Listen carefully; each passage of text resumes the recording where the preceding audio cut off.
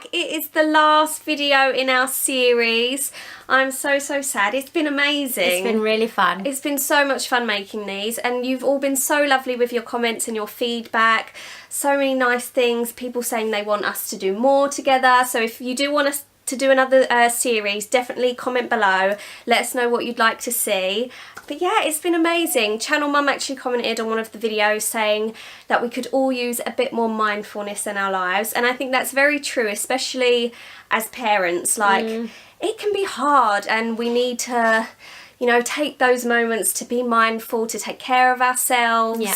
It's really important for your mental health. So they've actually got a relaxation podcast at the minute, so I'm going to link that below. So you should go and check that out if you want to get your zen on a little bit more. And yeah, they've also got a great support group as well. I'll link loads of stuff below. There's they're a really good resource for if you're a parent and, you know, you're struggling, you need a bit of advice, or you just want some emotional support from someone. So please go and check that out.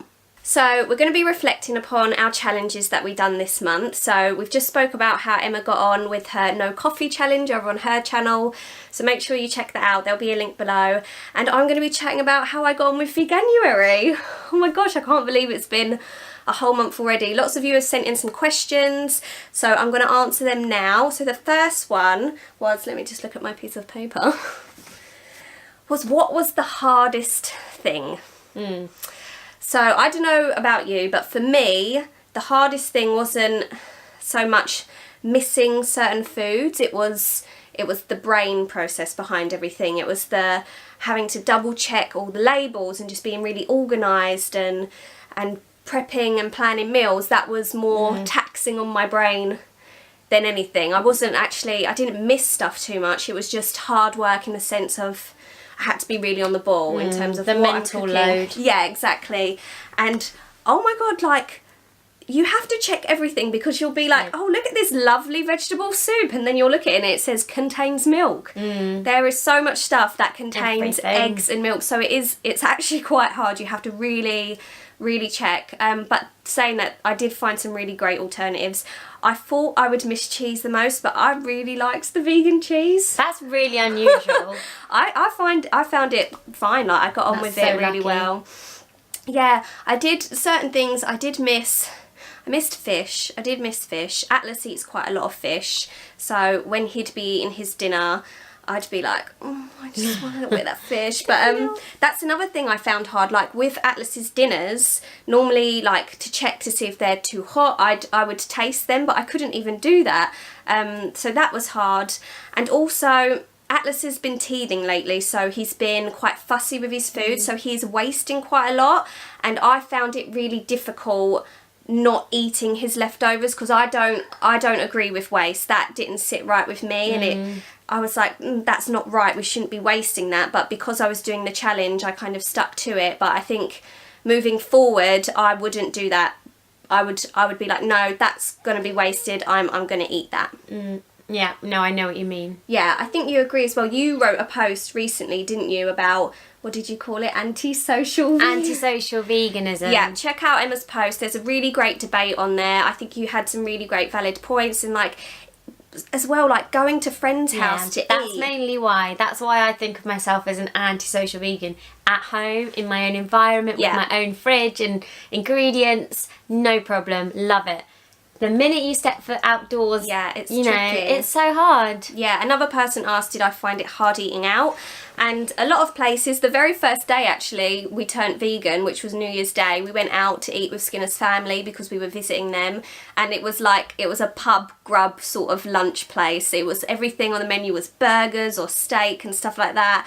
And even the vegetarian options had like sauces that wouldn't have been, you know, suitable. So I had to ask the chef, can you do anything vegan for us? And he was really accommodating. He made us a nice curry. So that was great. We haven't actually ate out too much. I do regret not going to some vegan restaurants. I really would have liked to have done that, but we just haven't had the time. It's been crazy. If we get a date night, maybe we'll go to a vegan restaurant. But it's not just eating at restaurants, it's eating at people's houses. You go to your friends' houses. Which is worse, because someone else has cooked for you or offers you something from their fridge. I can't have it. So that, I found that a real struggle. So those things were the hardest. Somebody also asked, did Atlas join in with us? And no, he didn't. We had already pre-cooked him all of his own meals, and that wasn't something we wanted to impose on him, because the person who asked that comment also said about vitamins. They'd be worried about their children lacking in certain vitamins, and definitely I would recommend, if you are doing veganism or Veganuary, whatever, do take some vitamin supplements. Yeah, you need to take B12 if you're seriously going to be turning vegan, because that's the one vitamin that you miss as a vegan. Yeah, so I've been doing that. And also, this may sound like a bit of too much information, but my period this month was horrendous. I don't know whether it was because I was lacking in iron, but it was the worst. I felt terrible and it was so painful. So I don't know whether that's got something to do with it, the vitamin side. But anyway, we'll move on from that gross question. No, it's valid. But yeah, that's another thing you don't even think about. Yeah. But yeah, and I think it was moments like that when I felt like really ill that's when I had cravings. That's when I wanted to eat a cake and stuff like that. Yeah, so those moments were hard, but I didn't falter once. I did it. Amazing. I've got to the end of the month. I've had no meat, no dairy, nothing animal based at all. It's been all plant based. So I'm quite proud of myself. Yeah, I'm really quite proud happy. of you. Oh, thanks. I think I've got another question. So basically, I think I've answered most of them, but people want to know, am I going to continue?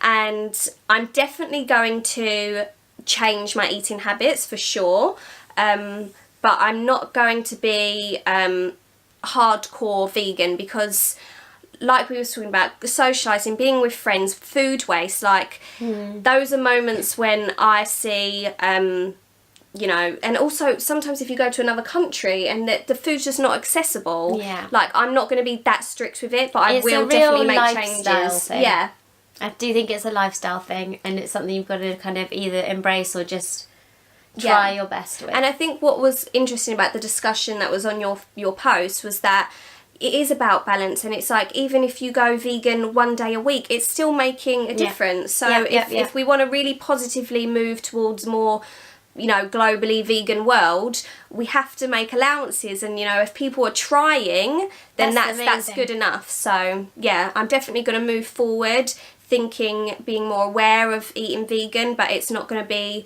100% strict. I think that's amazing. What are your thoughts on that? What do you think? Let me know below. So yeah, we have a few other questions that are non-vegan related. Somebody asked about our yoga video. They said that they find it hard to get to class. So is there any great online classes or videos that we can recommend?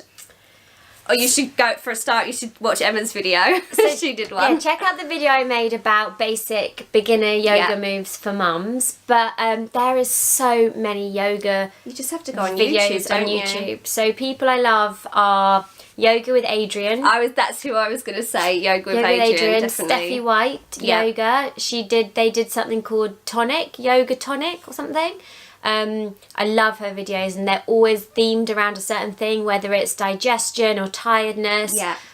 So definitely check out Steffi White. And then what else? Yoga with Dashima. She's like a real hippie yogi, but she's amazing. So yeah, there are plenty of online resources for finding yoga. And another question, which I think this is probably a bit more up your street, it's about sustainable living, and why do you like sustainable living, and what are your top 5 tips for incorporating a sustainable lifestyle into modern hectic busy lives? So what would you say your top 5? My reason for wanting to live sustainably, and we're not 100%, we don't do it all the time, we're trying, it's about creating a future for our children which is not full of crap.